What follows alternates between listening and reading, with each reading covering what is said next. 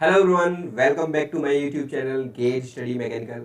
मैं विकल्प तिवारी इस बार फिर से आया हूँ एक नए वीडियो के साथ आपके कंटेंट को और बूस्ट अप करने के लिए। आज का जो टॉपिक है वो बहुत ही इंटरेस्टिंग टॉपिक होने वाला है। क्यों? क्योंकि ये किसी भी एग्जाम में पूछा जाने वाला गियर मशीन से सबसे इंपॉर्टेंट टॉपिक है, जिसका नाम है गियर ट्रेन। ओके, आज का जो टॉपिक है वो उसमें हम डिस्कशन करने वाले हैं गियर ट्रेन टॉपिक पर। ठीक है, स्टार्ट करते हैं। What is the gear train? अभी तक जिन लोगों ने भी गियर पढ़ा होगा उन्हें पता होगा कि जब भी हम बात करते हैं गियर ड्राइव तो हम वहां पर क्या समझते हैं। जैसे ही वर्ड आता है गियर ट्रेन, देन हमारे दिमाग में, हमारे माइंड में क्या पिक्चर बनती है। ओके, जब भी दो गियर आपस में कनेक्ट होते हैं देन सिंपली हम क्या कहते हैं, उस कंडीशन में हम बोलते हैं this is a gear drive. But अगर कभी आप ऐसा देखते हैं कि कभी दो शाफ्ट के बीच में जो मोशन ट्रांसमिशन हो रहा है वो सीरीज ऑफ गियर्स की वजह से हो रहा है, या फिर दो से ज्यादा गियर्स यूज किए गए हैं हमारे मोशन या पावर को ट्रांसमिट करने के लिए इनपुट शाफ्ट से आउटपुट शाफ्ट तक, तो ऐसा जो अरेंजमेंट होता है गियर का, जो गियर का कॉम्बिनेशन होता है वो कहलाता है हमारा gear train. Okay, what is the definition of gear train?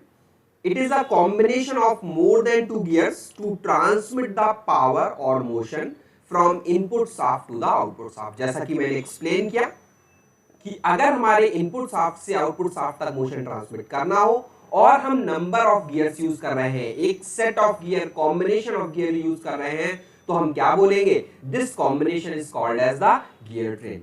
Now एक क्वेश्चन और अराइज होता है मोस्ट ऑफ द टाइम जब भी गियर ट्रेन दिमाग में आता है, हमारे दिमाग में जो अभी पिक्चर स्क्रीन पर दिखाई दे रही है सिमिलर पिक्चर रिक्रिएट होती है।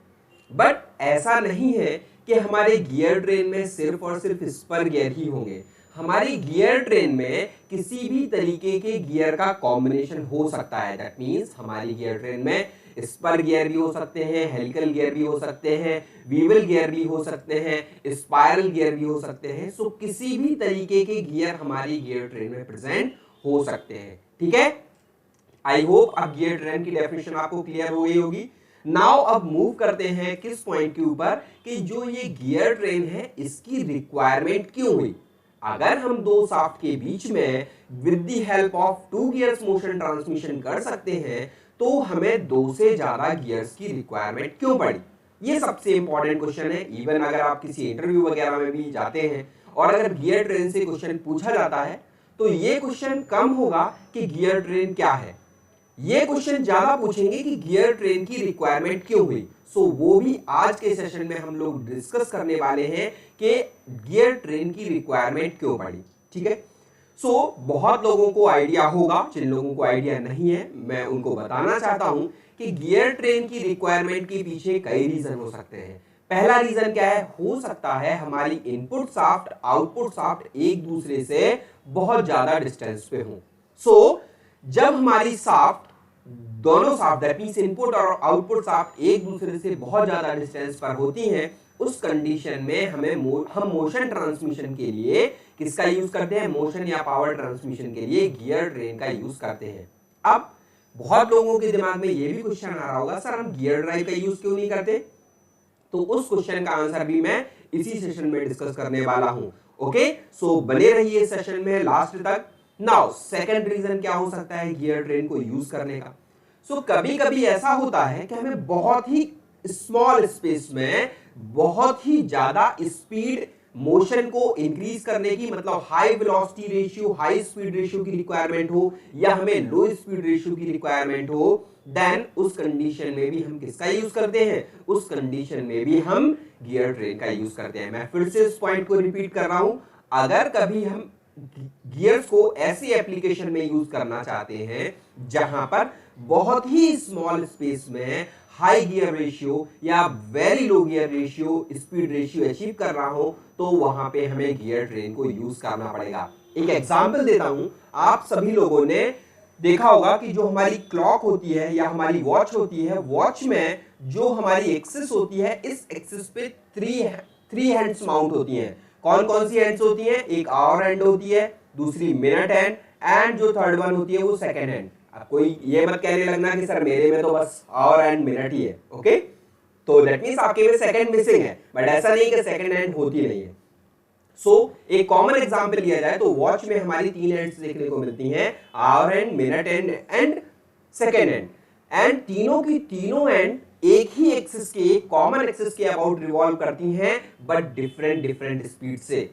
सो अगर एक ही एक्सिस के अबाउट, अब सोचो कि वहां पर एक ही एक्सिस के अबाउट हमें 3 डिफरेंट तरीके की वेलोसिटीज ऑब्टेन करनी है सेम एक्सिस पे, तो किसकी मदद से पॉसिबल होगा? सो वहां पर रोल आता है हमारे गियर ट्रेन का। आई होप अब आपको क्लियर हो गया होगा कि गियर ट्रेन का यूज हम कैसे high speed ratio and low speed ratio obtain करने में कर सकते हैं, किस गियर ट्रेन का यूज करते हैं, उसके लिए आपको सेशन पूरा देखना पड़ेगा, ठीक है।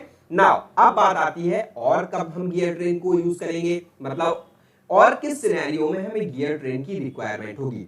सो अब बात करते हैं, कभी कभी ऐसा होता है कि हमें अपने सिस्टम में, अपनी मशीन में वेरिएबल स्पीड रेशियोज की रिक्वायरमेंट होती है, मतलब अलग अलग स्पीड की रिक्वायरमेंट होती है, और हमारे साथ कंस्ट्रेंट ये भी है कि हमें गियर ड्राइव ही यूज करना है। क्यों? सब लोगों ने पढ़ा होगा गियर ड्राइव की रिक्वायरमेंट क्यों पड़ी। अगर हम किसी मशीन में एग्जैक्ट मोशन ट्रांसमिशन या एग्जैक्ट पावर ट्रांसमिशन करना चाहते हैं तो हमें गियर ड्राइव का ही यूज करना पड़ेगा, ठीक है।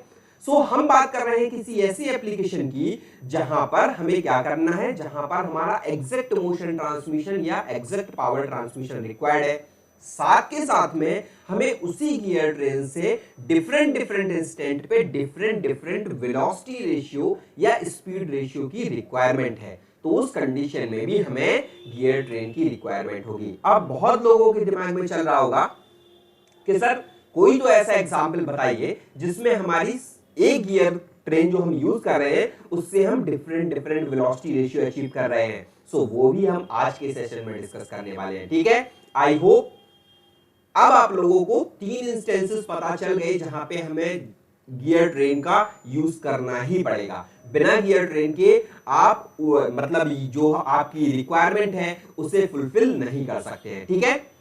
सो अब बात करते हैं किसकी, अब हम यहां पर बात करते हैं कि क्यों लार्ज सेंटर डिस्टेंस के केस में हमें गियर ट्रेन के लिए जाना पड़ेगा। सो आपकी स्क्रीन पे एक एग्जांपल दिखाई दे रहा होगा। अब आप स्पेस किसे समझेंगे, स्पेस समझिए जो हमारे लैपटॉप की या मोबाइल की स्क्रीन है, ये हमारा वर्क स्पेस है, ओके। एंड इस वर्क स्पेस में हमारा एक गियर नंबर 1 ये है जो कि बहुत बड़े साइज का गियर है, this is gear number 1। Gear number 2 कौन सा है, ये जो हमारा स्काई ब्लू कलर का है, ये है गियर नंबर 2। एंड अगर मैं सॉफ्ट एक्सिस की बात करूं तो ये है हमारी soft axis and second soft axis ये है। अब अगर आप वर्क स्पेस के रिस्पेक्ट में देखेंगे, अगर आप वर्क स्पेस के रिस्पेक्ट में देखेंगे तो जो हमारा पिछला केस था, उसके केस में देख सकते हैं एक गियर बहुत बड़ा है, दूसरा गियर बहुत छोटा है। या फिर आपको क्या करना पड़ेगा, अगर दोनों छोटे छोटे बनाने हैं तो उस कंडीशन में सेकंड गियर का साइज बड़ा करना पड़ेगा, 1 गियर का थोड़ा छोटा कर सकते हैं। लेकिन एक चीज क्लियर है कि फिर भी हमें काफी बड़े साइज के गियर यूज करने पड़ेंगे। अब अगर गियर ज्यादा है दैट मींस हमारा जो मटेरियल होगा वो भी ज्यादा होगा, मटेरियल ज्यादा होगा मतलब हमारे शाफ्ट के ऊपर मास ज्यादा होगा, मास ज्यादा होगा मतलब हमारे सिस्टम का इनर्शिया बहुत हाई होगा। सो दैट मींस इनर्शिया, हमें मोशन स्टार्ट करने के लिए ही बहुत ज्यादा पावर की रिक्वायरमेंट या टॉर्क की रिक्वायरमेंट होगी। अगर हम इतने लार्ज सेंटर डिस्टेंस के बीच में मोशन का ट्रांसमिशन करना चाहते हैं, पावर का ट्रांसमिशन करना चाहते हैं, तो इस कंडीशन में क्या करना पड़ेगा, अगर हम बड़े बड़े गियर यूज करेंगे तो उस कंडीशन में हमें बहुत ज्यादा स्टार्टिंग टॉर्क की रिक्वायरमेंट होगी। जितना स्टार्टिंग टॉर्क की रिक्वायरमेंट होगी उतनी ही रिक्वायरमेंट हमें स्टॉप करने के लिए होगी, क्योंकि सिस्टम का इनर्शिया बहुत ज्यादा हाई हो चुका है। सो ऐसे केसेस में हम क्या करेंगे, तो हमारे पास एक और ऑप्शन अवेलेबल है। कौन सा ऑप्शन अवेलेबल है, केस कंडीशन में चाहे तो सेम सेंटर डिस्टेंस के बीच में हम छोटे छोटे गियर्स यूज कर सकते हैं। सॉरी, अगर यहां पर हम चाहें तो हम क्या कर सकते हैं, यहां पर हम छोटे छोटे गियर्स का यूज कर सकते हैं। This is the first shaft axis, ये हमारी आउटपुट शाफ्ट की एक्सिस है, ये हमारी इनपुट शाफ्ट एक्सिस थी, एंड ऑब्वियसली ये जो एक्सिस है वो perpendicular to the plane of figure है। डन।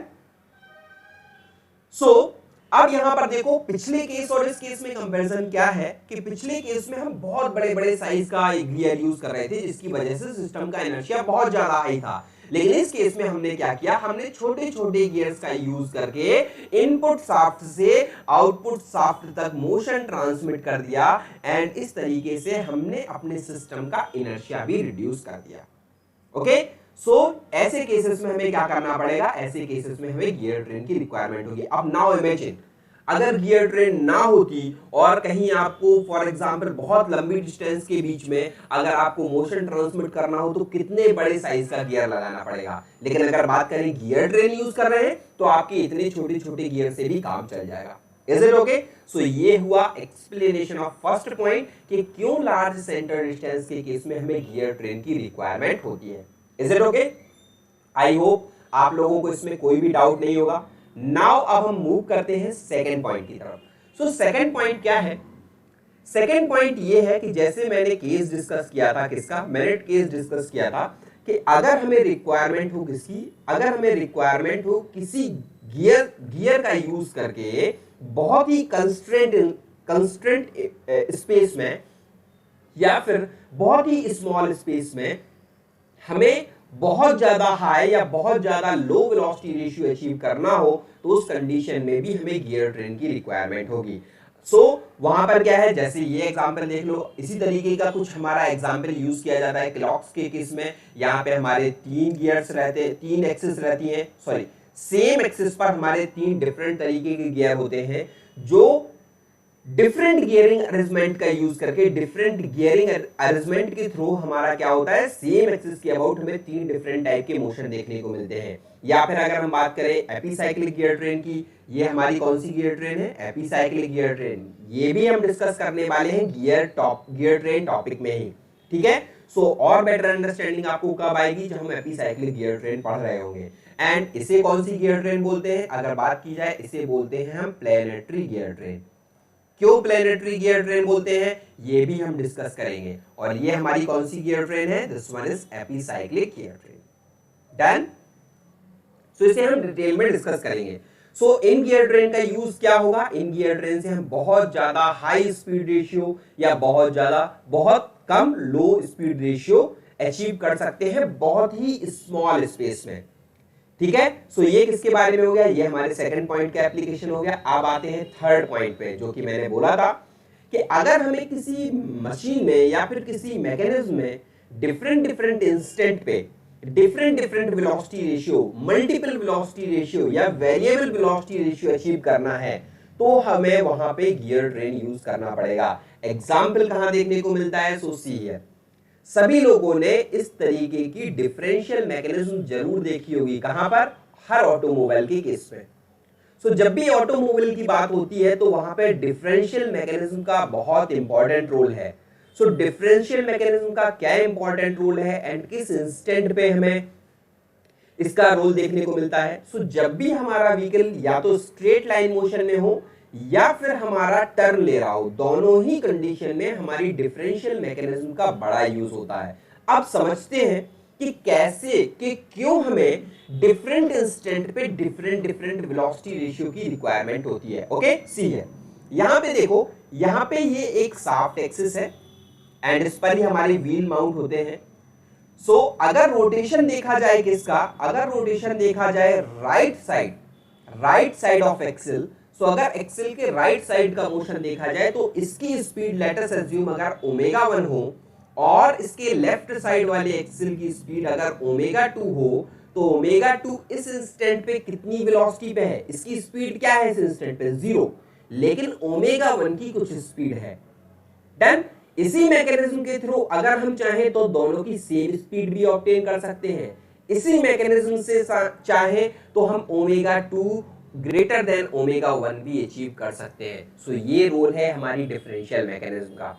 नाउ अब क्वेश्चन क्या आ रहा होगा आपके दिमाग में कि सर आपने मैकेनिज्म तो बता दिया, लेकिन क्यों हम इस मैकेनिज्म को यूज कर रहे हैं, ये इंपॉर्टेंट पॉइंट है। सो सी हियर, अगर मैं बात करूं एक स्ट्रेट लाइन मोशन की, तो स्ट्रेट लाइन मोशन की बात करूं और ये है आपका व्हीकल।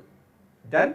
सो जब आपका व्हीकल मूव कर रहा है स्ट्रेट डायरेक्शन में, सो इस कंडीशन में अगर लेफ्ट हैंड साइड वाले व्हील्स x डिस्टेंस ट्रेवल कर रहे हैं, देन डेफिनेटली उस कंडीशन में राइट हैंड साइड वाले व्हील भी x डिस्टेंस ट्रेवल करेंगे। मतलब इस इंस्टेंट पे दोनों व्हील्स की जो रोटेशनल स्पीड है वो सेम होनी चाहिए। यस और नो? आई होप सबको पता होगा कि हाँ सेम होनी चाहिए। लेकिन अगर कभी कोई व्हीकल टर्न ले रहा है, किसी कर्व पाथ पे, देन मैं यहां पे दो लाइंस ड्रॉ करूंगा एंड ये है आपका व्हीकल। ओके, सो इस कंडीशन में क्या होने वाला है, इस कंडीशन में आपका व्हीकल है वो टर्न लेने वाला है, सो पहला इंस्टेंट ये है, यहां से हम मोशन को ऑब्जर्व कर रहे हैं और यहां तक मोशन को ऑब्जर्व करेंगे। क्यों? क्योंकि यहां से कर्वेचर स्टार्ट हो रहा है और यहां पे कर्वेचर एंड होके फिर से स्ट्रेट पाथ आ रहा है। सो इस कंडीशन में अगर देखा जाए तो जो हमारे व्हील्स इनर साइड में होंगे वो कितनी डिस्टेंस ट्रेवल करेंगे, सो वो डिस्टेंस ट्रेवल करेंगे इतनी, एंड जो आउटर साइड के व्हील्स हैं उन्हें कितनी डिस्टेंस ट्रेवल करना पड़ेगा, उन्हें डिस्टेंस ट्रेवल करना पड़ेगा x2। एंड ये क्लियर है यहां पे कि x1 x2 के बराबर नहीं है। और ऐसा तो होता नहीं है कि जब हम टर्न ले रहे हैं तो राइट हैंड साइड वाले व्हील बहुत देर में पहुंच रहे हैं और लेफ्ट हैंड साइड वाले व्हील बहुत पहले पहुंच गए हैं अपने डेस्टिनेशन तक। ऐसा तो नहीं होता है ना। दैट मीन्स उस कंडीशन में अगर देखा जाए जो पोजीशनिंग यहां पे है और जो पोजीशनिंग हमारे व्हीकल की सेकंड इंस्टेंट पे होगी, सारे व्हील एक ही पोजीशन पे होंगे ना। सो ये कैसे अचीव कर पाते हैं? सो उसे अचीव करने के लिए हम डिफरेंशियल मैकेनिज्म का यूज करते हैं। मतलब जब हमारा व्हीकल टर्न ले रहा होगा तो उस ड्यूरेशन में, बिकॉज हमारे इनर व्हील्स को कम पाथ ट्रेवल करना है एंड आउटर व्हील को ज्यादा पाथ ट्रेवल करना है, तो हमारा जो डिफरेंशियल मैकेनिज्म है टर्न लेते समय हमारे इनर व्हील्स के रोटेशन को कम कर देता है एंड आउटर व्हील के रोटेशन को ज्यादा कर देता है, और इस तरीके से जो हमारी रिक्वायरमेंट होती है ऑटोमोबाइल की टर्निंग के समय उसे फुलफिल करता है। आई होप इस एग्जांपल से आपको क्लियर हो गया होगा कि डिफरेंशियल मैकेनिज्म कैसे वर्क करती है और क्यों हमें गियर ट्रेन की रिक्वायरमेंट होती है वेरिएबल स्पीड रेशियो या मल्टीपल स्पीड रेशियो ऑब्टेन करने के लिए। Is it okay? नाउ अगर आपको ये समझ में आ गया है कि व्हीकल कैसे टर्न करता है, देन मेरा आज का क्वेश्चन ऑफ द डे है क्या ट्रेन में, लोकोमोटिव्स में और रिक्शा में, क्या इन दोनों में हमारा डिफरेंशियल मैकेनिज्म अवेलेबल होती है या नहीं? आई होप आपको क्वेश्चन क्लियर हो गया होगा कि हमारे लोकोमोटिव में और रिक्शा में डिफरेंशियल मैकेनिज्म अवेलेबल होती है या नहीं। क्योंकि अगर देखा जाए तो उनमें भी तो हमारे व्हील्स होते हैं ना, रियर एक्सल पे देखा जाए दो व्हील्स होते हैं। सो आपको ये बताना है कि लोकोमोटिव और रिक्शा में हमारे डिफरेंशियल मैकेनिज्म का यूज होता है या नहीं। अगर होता है तो कैसे होता है, सिमिलर ऑटोमोबाइल की तरह या कुछ डिफरेंट फंक्शन होता है, और अगर डिफरेंशियल मैकेनिज्म नहीं होती है तो वो टर्निंग पे अपने आप को कैसे बैलेंस करते हैं। जब लोकोमोटिव, जब हमारा ट्रेन का इंजन हमारा टर्न लेता है तो उस समय कैसे उसके डिफरेंट व्हील पे डिफरेंट रोटेशनल स्पीड ऑब्टेन की जाती है, एंड कैसे ई रिक्शा के केस में हम लोग डिफरेंट स्पीड अचीव करते हैं ऑन डिफरेंट व्हील्स। ओके, सो ये क्वेश्चन है। जो लोग भी ये वीडियो देख रहे हैं आपको इसका आंसर बताना है कमेंट बॉक्स में।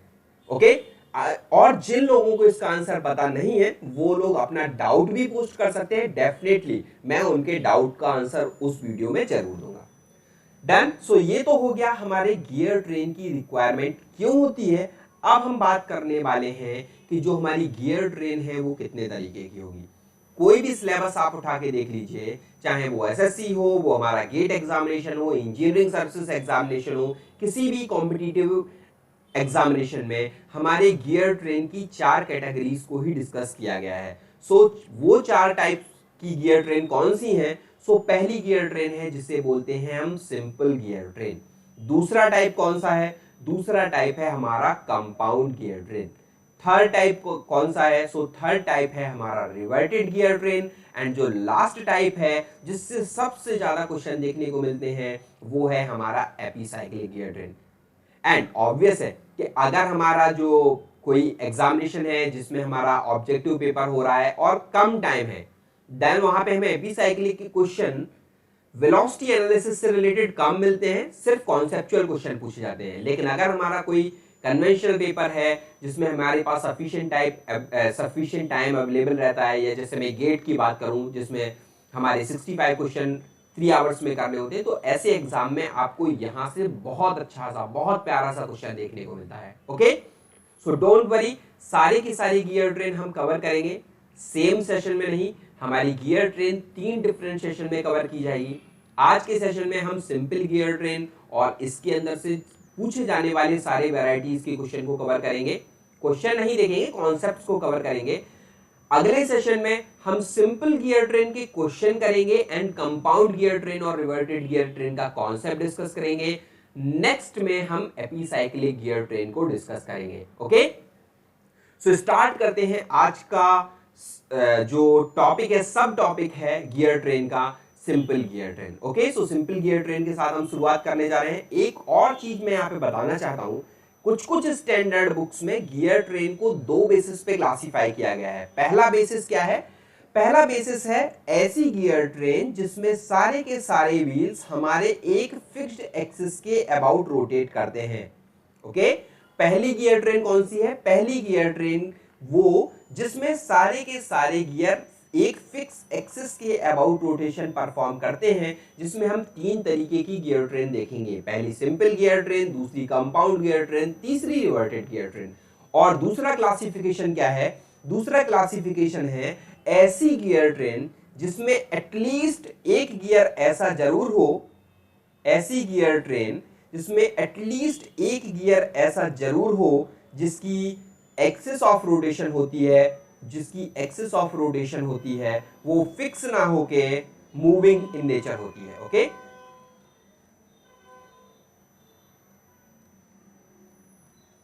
मतलब अगर किसी गियर ट्रेन में कोई भी ऐसा गियर है जिसकी एक्सिस फिक्स नहीं है, जो एक मूविंग एक्सिस के अबाउट रोटेट कर रहा है, तो ऐसी गियर ट्रेन के बेसिस पे दूसरा क्लासिफिकेशन किया गया, जिसके अंदर टाइप था हमारा एपिसाइक्लिक गियर ट्रेन। और फर्स्ट केस में हमारे 3 टाइप थे, simple, compound and reverted. I hope ये क्लासिफिकेशन भी आपको क्लियर हो गया होगा।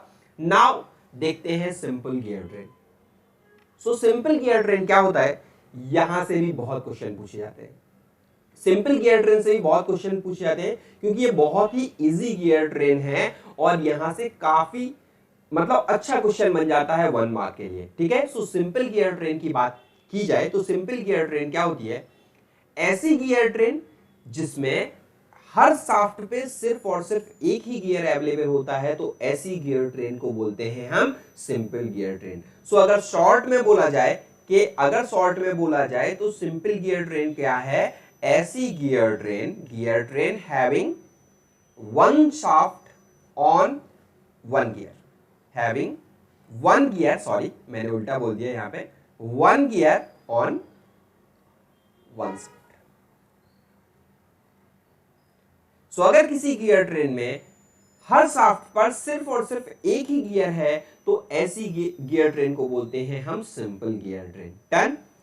सो सिंपल गियर ट्रेन देखने में कैसी होती है? यहां पे आपको दिखाई दे रहा होगा क्या कि यहां पर हमारे 5 गियर यूज किए गए हैं। वो गियर कौन कौन से हैं?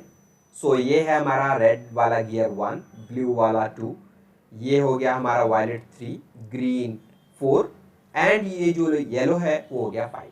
सो यहाँ पर 5 गियर हैं, दैट मीन्स यहाँ पर डेफिनेटली है कि यहाँ पे 5 एक्सिस भी होंगी। ओके, एंड जो एक्सिस है वो हमारी perpendicular to the plane of figure है। सो ये होगी हमारी इनपुट, ये हो सकती है हमारी आउटपुट, ये होगी हमारी आउटपुट। तो ये ऐसी गियर ट्रेन कहलाएगी सिंपल गियर ट्रेन। जो लोग अभी भी करेक्ट नहीं कर पा रहे हैं कि 1 शाफ्ट ऑन 1 गियर, तो उन्हें मैं इसका दूसरा व्यू दिखाना चाहता हूं। सो अगर किसी गियर ट्रेन में इस तरीके का अरेंजमेंट हो, जैसा कि यहां पे देख सकते हो, ये क्या है? Let us assume this is our input shaft, ये हमारी इनपुट शाफ्ट है एंड ये हमारी आउटपुट शाफ्ट है। तो यहां पर देखो इनके बीच में जितनी भी मतलब इनपुट से आउटपुट तक जितने भी गियर यूज किए जा रहे हैं सारे के सारे गियर ऐसी शाफ्ट पे माउंट है जिसपे सिर्फ और सिर्फ एक ही गियर है। तो ऐसी गियर ट्रेन कहलाती है हमारी सिंपल गियर ट्रेन। कहां पे यूज की जाती है डेफिनेटली हम इस सेशन में डिस्कस करेंगे। ओके सो उसे देखते हैं थोड़ा देर से। अब बात आती है कि सिंपल गियर ट्रेन तो सर पता चल गया कि सिंपल गियर ट्रेन क्या होती है, लेकिन अब क्वेश्चन ये अराइज होता है कि सिंपल गियर ट्रेन यूज कहां पे, सॉरी सिंपल गियर ट्रेन से क्वेश्चन किस तरीके का पूछा जाता है। सो जब भी हमारी सिंपल गियर ट्रेन से क्वेश्चन आएगा, क्वेश्चन में या तो किसी इनपुट गियर की वेलोसिटी या आउटपुट गियर की स्पीड दी होगी, रोटेशनल स्पीड। गियर कैसा है हमारा, एक रोटेशनल ऑब्जेक्ट है। सो किसी एक गियर की रोटेशनल स्पीड दी गई होगी और किसी दूसरे गियर की हमारी रोटेशनल स्पीड पूछी होगी। ये हमारा फर्स्ट वेरिएशन है। कौन सा, किस तरीके का क्वेश्चन आ सकता है? पहला है calculate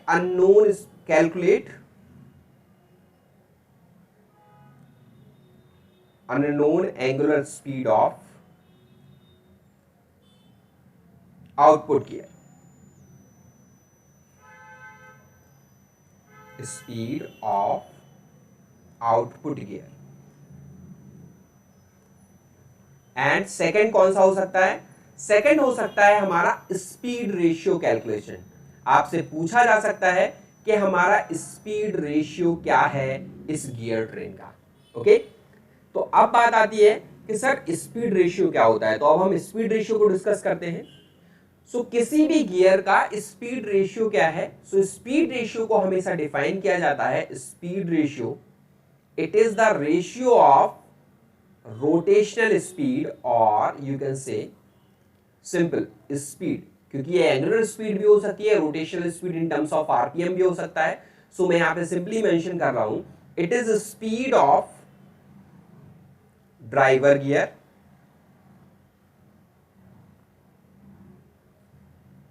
second one speed of driven gear. fine that means अगर हमारे इनपुट की एंगुलर स्पीड ओमेगा 1 है एंड जो हमारा लास्ट गियर है जिसपे हमें आउटपुट मिल रहा है तो उसकी स्पीड अगर हमारी ओमेगा 4 हो तो ये स्पीड रेशियो कैसे डिफाइन होगा? This will be equal to omega by omega 4, omega 1 by omega 4। अगर या स्पीड आरपीएम में दे रखी है तो हमारी स्पीड रेशियो क्या हो जाएगा? This will be equal to n1 by n4। So हम गियर ट्रेन का स्पीड रेशियो ऐसे कैलकुलेट कर सकते हैं। नाउ यहां पे एक टर्म कभी कभी आपको देखने को और मिल सकता है, व्हाट इज दैट? सो कभी कभी हमारे क्वेश्चन में पूछा जा सकता है what is the train value. Train value, so train value हमारी क्या होती है? Train value is what? It is the inverse of speed ratio. So अगर आपने स्पीड रेशियो कैलकुलेट कर लिया है देन वहां से आप बता सकते हैं ट्रेन वैल्यू, या फिर आप इसे ऐसे भी कह सकते हैं it is the ratio of speed of output gear divide by the input gear. In terms of RPM में लिखना चाहूं then it will be equal to n4 by n1। So इस तरीके से आप ट्रेन वैल्यू कैलकुलेट कर सकते हैं। Is it okay? I hope किसी को कोई डाउट नहीं होगा इसमें। डन। अब बात करते हैं यहां पे कि स्पीड रेशियो की कैलकुलेशन कैसे करें। ये इंपॉर्टेंट पार्ट है। हमारे सिंपल गियर ट्रेन में स्पीड रेशियो की कैलकुलेशन कैसे की जाएगी तो वो हम यहाँ पे डिस्कस करने वाले हैं। जब भी आपको डायग्राम आएगा ध्यान रखना, आपको जब भी डायग्राम आएगा वो उसका फ्रंट व्यू ही दिया जाएगा ज्यादातर। सो यहाँ पर क्या है, ये है हमारा एक डिफरेंट व्यू जिसमें हमें दिखाई दे रहा है शाफ्ट भी विजिबल है एंड गियर भी विजिबल है। सो अगर ये हमारा गियर नंबर 1, 2, 3 एंड 4 है तो अगर मैं इसका फ्रंट व्यू बनाऊं तो शाफ्ट तो हमें एक पॉइंट की तरह दिखाई देगी। ये हो गई हमारी शाफ्ट एक्सिस। एंड अगर मैं बात करूं गियर कौन से होंगे तो जो ये आपको कलरफुल ज्योमेट्रीज दिखाई दे रही है, फिगर्स दिखाई दे रहे हैं, यही हमारे गियर है। ओके सो यहाँ पे गियर नंबर 1 कौन सा है? गियर नंबर 1 है हमारा ये। गियर नंबर 2 की बात करें ये है gear number 3, gear number 4। Suppose इस क्वेश्चन में हमारे इस गियर पे नंबर ऑफ टीथ दिए हुए हैं T1, इस गियर पे नंबर ऑफ टीथ है वो है T2, थर्ड गियर पे नंबर ऑफ टीथ है T3, फोर्थ गियर पे नंबर ऑफ टीथ है T4। ओके एंड आपको क्या कैलकुलेट करना है, आपको कैलकुलेट करना है कि यहां पर हमारा स्पीड रेशियो कितना होगा। सो स्पीड रेशियो कितना होगा यहाँ पे, सो स्पीड रेशियो होता है हमारे इनपुट गियर की speed divided by output gear की स्पीड। इनपुट गियर की स्पीड कितनी है, लेट अस अज्यूम इसकी जो स्पीड है वो है n1 एंड जो इसकी स्पीड है वो है n4 एंड जो हमारे इंटरमीडिएट गियर थे उनकी स्पीड थी n2 एंड n3। डन। तो हमें 1 से लेके 4 तक हमारी गियर ट्रेन है, हमें बताना है स्पीड रेशियो गियर ट्रेन का। तो हम यहाँ पे क्या लिख सकते हैं, speed ratio is what, it is the speed of input gear that means हमारा n1 एंड आउटपुट किस पे ले रहे हैं, हम ले रहे हैं गियर 4 पे आउटपुट, तो उसे हम यहां पे रखेंगे, ये हो जाएगा हमारा क्या, ये हो जाएगा हमारा स्पीड रेशियो। नाउ क्वेश्चन ये अराइज होता है, सर हमें स्पीड तो दी नहीं गई है, हमें दिया क्या गया था, हमें नंबर ऑफ टीथ गिवन थे, तो क्या नंबर ऑफ टीथ की हेल्प से हम स्पीड रेशियो की वैल्यू कैलकुलेट कर सकते हैं? Yes, you can calculate the speed ratio value by using number of teeth on gear. So कैसे कैलकुलेट कर सकते हैं उसे देखते हैं। डन। सो कैलकुलेट करने के लिए मैंने माना कि यहां पे ये गियर नंबर 1 है, ये गियर नंबर 2 है एंड दोनों मैशिंग में है। क्यों? क्योंकि अगर देखा जाए 1 से 3 तक पावर कैसे जा रही है, सो पहले 1 से मोशन ट्रांसमिट हो रहा है 2 पे थ्रू डायरेक्ट मैशिंग, 2 से 3 पे मोशन ट्रांसमिट हो रहा है थ्रू डायरेक्ट मैशिंग, 3 से 4 पे मोशन ट्रांसमिट हो रहा है थ्रू डायरेक्ट मैशिंग। और आपको पता होगा जब भी दो गियर आपस में मैश करेंगे तो उस कंडीशन में उनके मॉड्यूल सेम होने चाहिए। दैट मींस मैं यहां पे कह सकता हूं गियर 1 का मॉड्यूल गियर 2 के बराबर होना चाहिए क्योंकि 1 2 मैश में है, 2 का मॉड्यूल 3 के बराबर होना चाहिए क्योंकि 2 3 मैश में है, और 3 का मॉड्यूल 4 के बराबर होना चाहिए क्योंकि 3 और 4 मैश में है। तो याद रखना हमारे सिंपल गियर ट्रेन में module of each gear is same, module of each gear is same. Her gear का मॉड्यूल सेम होता है, आपको कभी चेक करने की जरूरत नहीं, किसमें, सिर्फ और सिर्फ सिंपल गियर ट्रेन में। डन। अब आपने लॉ ऑफ गियरिंग पढ़ा होगा, लॉ ऑफ गियरिंग से आपको क्या पता है कि अगर मैं बात करूं किन्हीं भी दो गियर के बीच की जो स्पीड रेशियो होता है, किन्हीं भी दो गियर के बीच का जो स्पीड रेशियो होता है वो हमेशा कांस्टेंट होता है, n1 bye n2 is what, सो ये होता है हमारे उनके पिच सर्किल डायमीटर के इनवर्स रेशियो के बराबर। और अगर मैं चाहूं तो मैं d को क्या लिख सकता हूं, d को लिख सकता हूं मैं mt/2, तो इसे मैं mt2/2 लिख सकता हूं, मैं इसे mt1/2 लिख सकता हूं, और यहां से अगर मैं चाहूं तो मैं इसे t2/t1 भी लिख सकता हूं। किसी को कोई डाउट होना नहीं चाहिए। डन। सो मैं अगर दो गियर आपस में डायरेक्ट मैशिंग से पावर ट्रांसमिट कर रहे हैं तो उनकी स्पीड का रेशियो उनके टीथ के इनवर्स रेशियो के बराबर होगा। Is it clear? Now see, तो अगर n1/n2 t2/t1 के बराबर है तो फिर n3/n2 किसके बराबर होगा?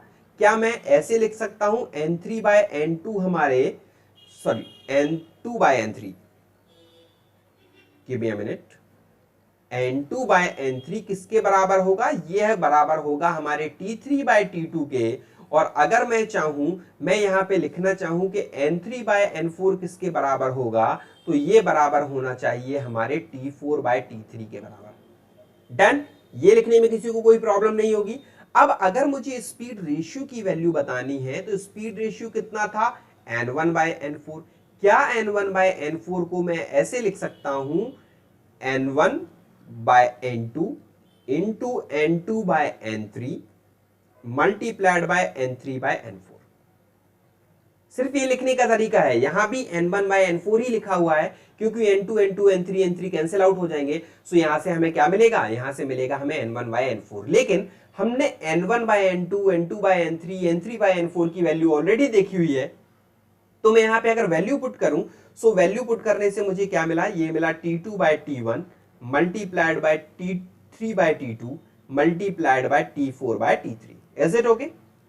सो यहां से t3 cancel out, t2 cancel out, बचा कितना, सो स्पीड रेशियो की वैल्यू कितनी होगी, this will be equal to n1/n4 equal to t4/t1।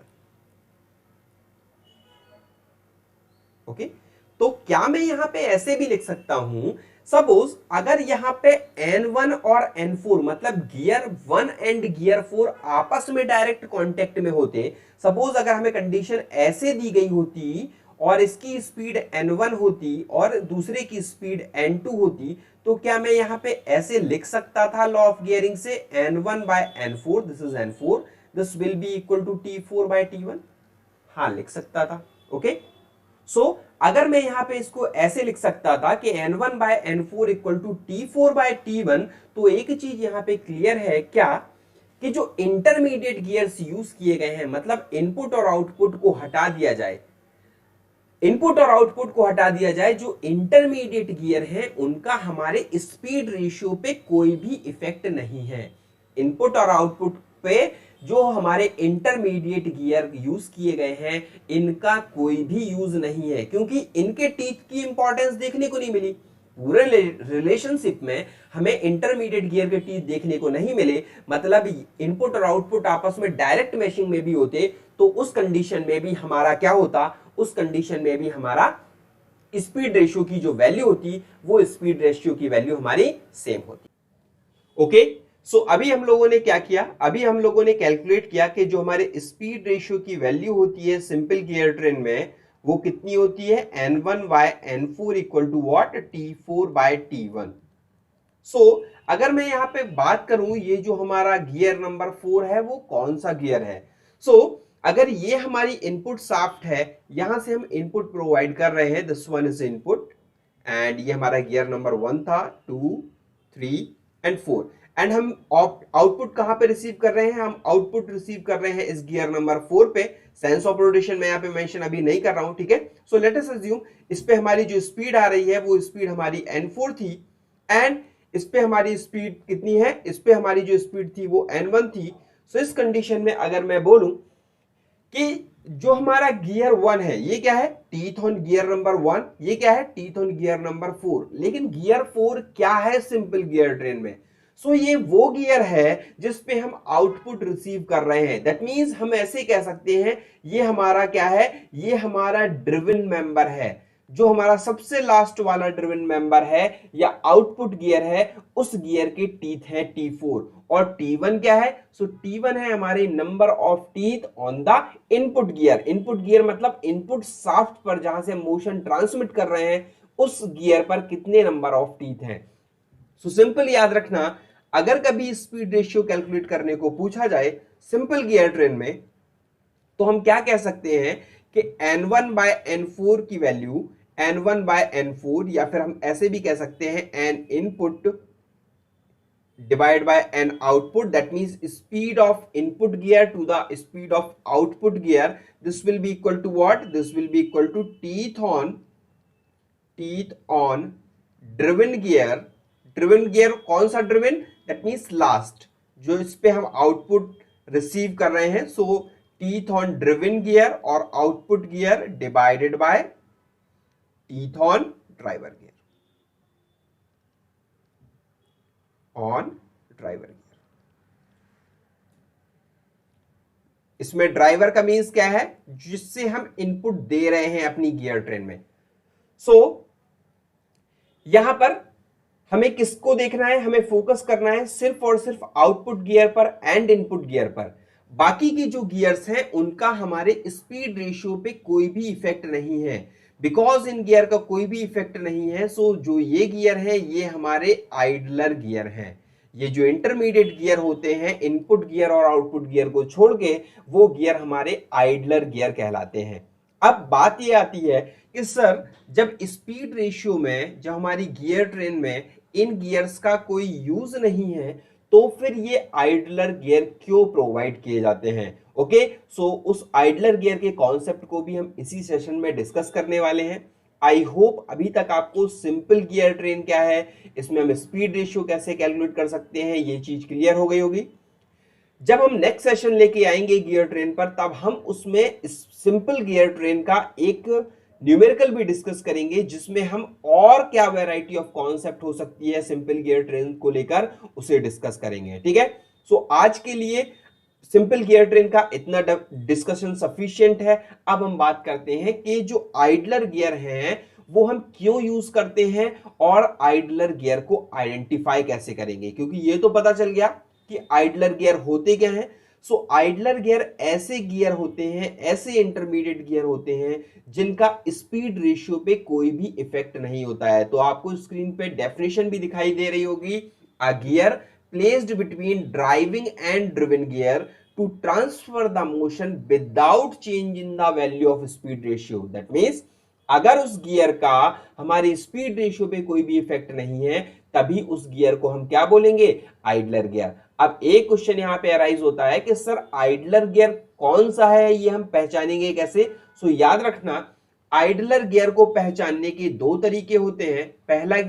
पहला तरीका क्या है, जो कि अभी हमने देखा कि अगर उस गियर के if number of teeth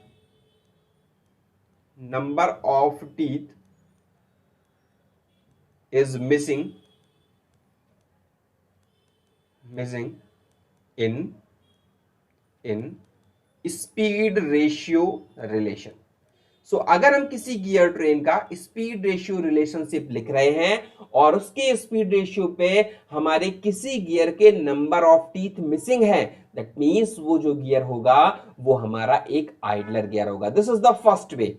second वे क्या है, सो सेकंड वे है हमारा कि अगर हमारी कोई गियर ट्रेन है, उस गियर ट्रेन में कोई गियर हमारे इनपुट का कोई गियर हमारा डायरेक्ट मैशिंग से किसी गियर से पावर ले रहा हो और डायरेक्ट मैशिंग से ही किसी दूसरे गियर को पावर दे रहा हो, तो उस गियर को बोलेंगे हम आइडलर गियर। इसे थोड़ा सा और डिटेल में डिस्कस करेंगे, तो मैं यहां पे पॉइंट लिख देता हूं कि आइडलर गियर कौन सा है। सो आइडलर गियर ऐसा गियर है, अ gear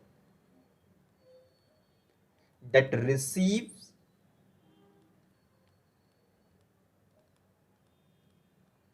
and transmits the motion or power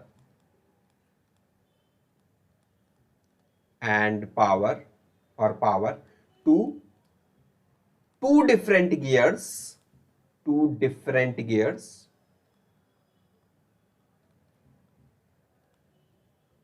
through teeth engagement। Okay, इसका हम मीन देखेंगे अभी थोड़ी देर में। सो पहला रिलेशन तो आपको समझ में आ गया होगा कि कैसे हम आइडेंटिफाई कर सकते हैं। दूसरे के लिए थोड़ा सा वेट करिए, हम इसे डिस्कस करेंगे। अब बात आती है कि सर ये पता चल गया कि आइडलर गियर क्या है, आइडलर गियर कैसे पहचानेंगे, लेकिन इन आइडलर गियर का यूज क्या है। अगर ये हमारे स्पीड रेशियो पे कोई इफेक्ट नहीं डाल रहे हैं, तो फिर हम ऐसे गियर्स को यूज क्यों कर रहे हैं अपनी गियर ट्रेन में।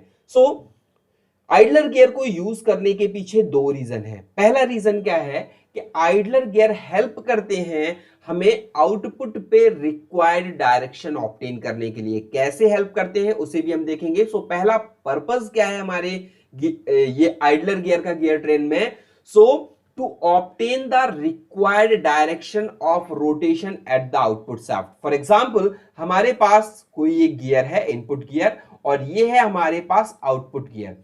हमें क्या चाहिए, हम यहां से क्लॉकवाइज रोटेशन दे रहे हैं इनपुट गियर को एंड हमें आउटपुट गियर पे भी क्लॉकवाइज रोटेशन ही ऑब्टेन करना है। तो हम क्या करेंगे, तो उस कंडीशन में सिंपली हम यहां पे एक गियर प्लेस कर सकते हैं। तो यहां से क्लॉक से काउंटर में कन्वर्ट होगा, काउंटर से अगेन क्लॉक में कन्वर्ट होके हमें इनपुट और आउटपुट पे सेम सेंस ऑफ रोटेशन मिलेंगे।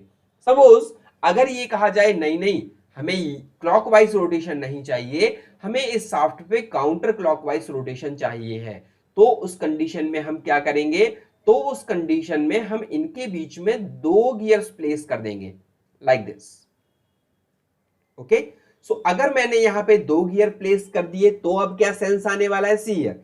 अगर ये क्लॉकवाइज है, बिकॉज ऑफ एक्सटर्नल मैशिंग जो हमारा ये गियर नंबर 2 है ये काउंटर क्लॉकवाइज रोटेट करेगा, और बिकॉज ऑफ एक्सटर्नल मैशिंग ये जो हमारा गियर नंबर 3 है वो क्लॉकवाइज रोटेट करेगा। सॉरी, ये हमारा क्लॉकवाइज था, सो दूसरा हमारा काउंटर क्लॉकवाइज रोटेट करेगा। जो हमारा गियर नंबर 3 होगा वो क्लॉकवाइज रोटेट करेगा एंड जो हमारा गियर नंबर 4 होगा वो हमारा काउंटर क्लॉकवाइज रोटेट करेगा। तो हम ये कैसे फाइंड आउट कर पा रहे हैं, कैसे ऑब्टेन कर पा रहे हैं, by using the idler gear और with the help of idler gear. ये तो इसका फर्स्ट पर्पस हुआ। सेकंड पर्पस क्या है? सो सेकंड पर्पस ये है, ये हमारे इनपुट और आउटपुट गियर के साइज को रिड्यूस करने में हेल्पफुल होता है। जैसा कि हमने लार्ज सेंटर डिस्टेंस कॉन्सेप्ट में देखा था कि अगर हमारे इनपुट और आउटपुट शाफ्ट के बीच की डिस्टेंस लार्ज है तो हमें अगर दो गियर से मोशन ट्रांसमिट करना है तो उन गियर का साइज बहुत बड़ा करना पड़ेगा।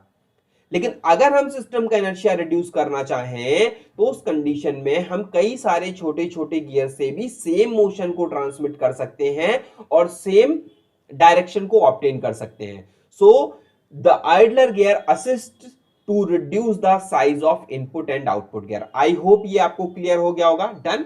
अब हम थोड़ा सा इस पॉइंट को समझ लेते हैं क्या कि कैसे हमारा जो गियर है, अगर कोई गियर डायरेक्ट मैशिंग से पावर ले रहा हो किसी एक गियर से और डायरेक्ट मैशिंग से पावर दे रहा हो तो वो गियर भी हमारा आइडलर गियर होगा। जैसे अगर गियर नंबर 1 की बात की जाए तो गियर 1 मैशिंग से पावर ले नहीं रहा है। इस पे पावर कहां से आ रही है? किसी मोटर या जनरेटर से पावर्ड किया जा रहा होगा, तो इस पे किसी अदर मींस से पावर आ रही है, मतलब ये ड्रिवन मेंबर नहीं है। क्यों? क्योंकि ये किसी से डायरेक्ट मैशिंग से पावर नहीं ले रहा है, बट डायरेक्ट मैशिंग से किसी दूसरे गियर को मोशन ट्रांसमिट कर रहा है, इसीलिए ये ड्रिवन मेंबर है, सॉरी ड्राइवर है। ये ड्राइवर है बट ड्रिवन नहीं है।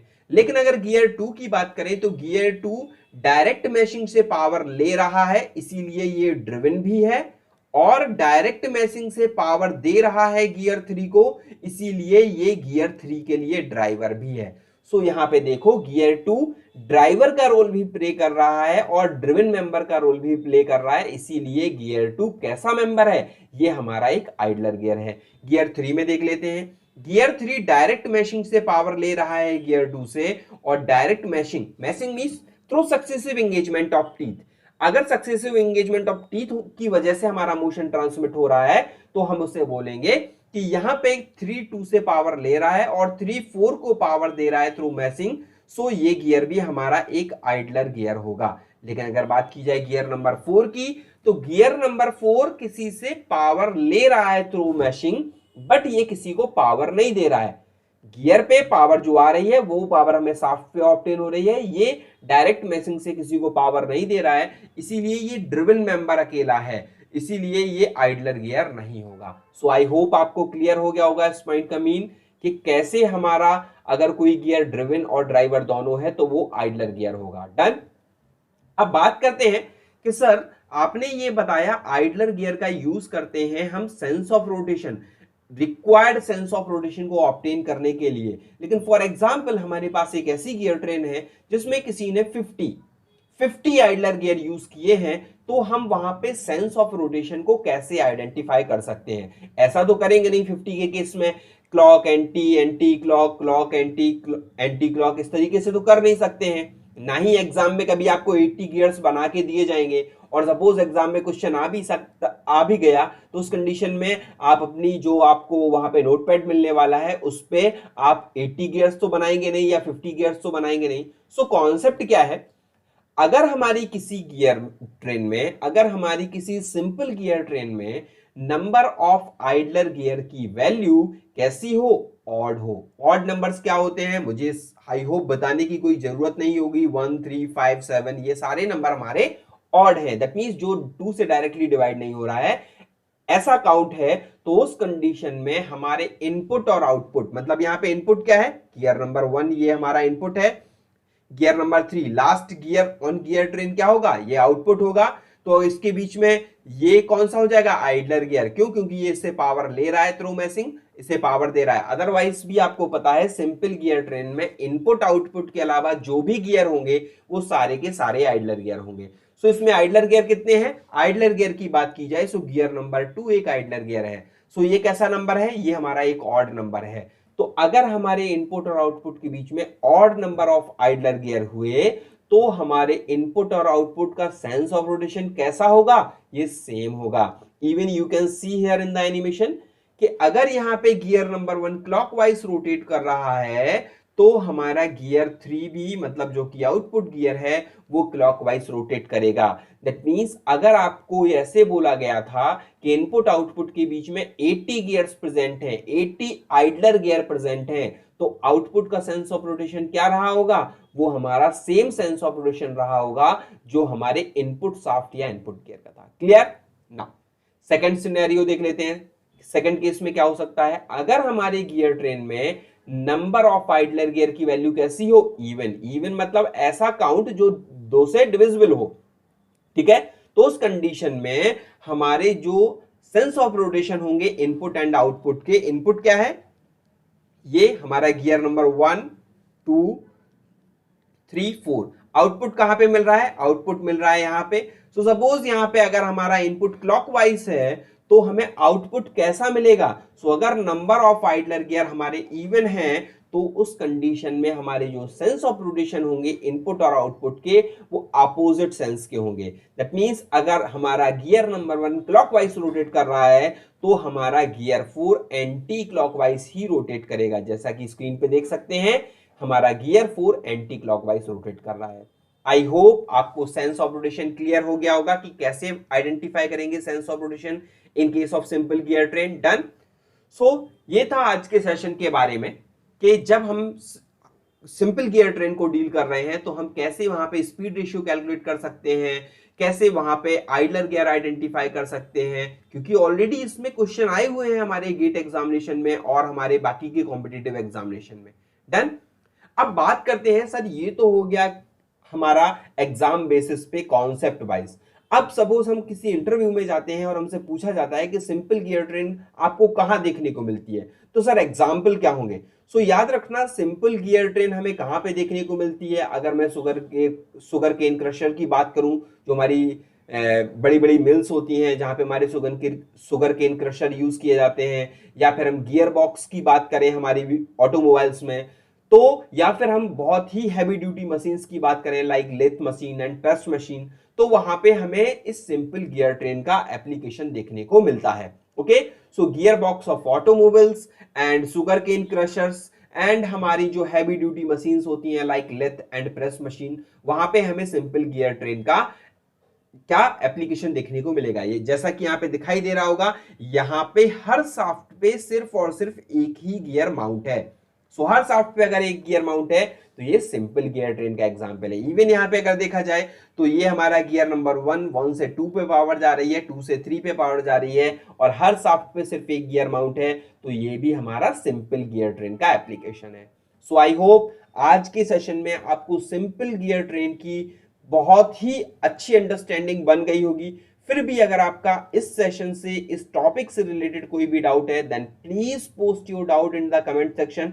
एंड अगर आपका इस वीडियो को लेके कोई सजेशन है, कोई चीज आपने मिस की है, then definitely you can put your suggestion in the comment box. Your suggestion will be highly appreciated. Done. ये था आज के सेशन के बारे में। आई होप आपने आज का सेशन एंजॉय किया होगा एंड आपको ये सेशन इंफॉर्मेटिव लगा होगा। अगर आपको ये सेशन इंफॉर्मेटिव लगा है then please like the session and subscribe the channel, so that आगे आने वाले टाइम में ये जो वीडियो आने वाले हैं इस चैनल पे उनका आपको नोटिफिकेशन मिल सके। So please subscribe the channel and help to grow us and keep learning with the Get Study Mechanical. Thank you very much.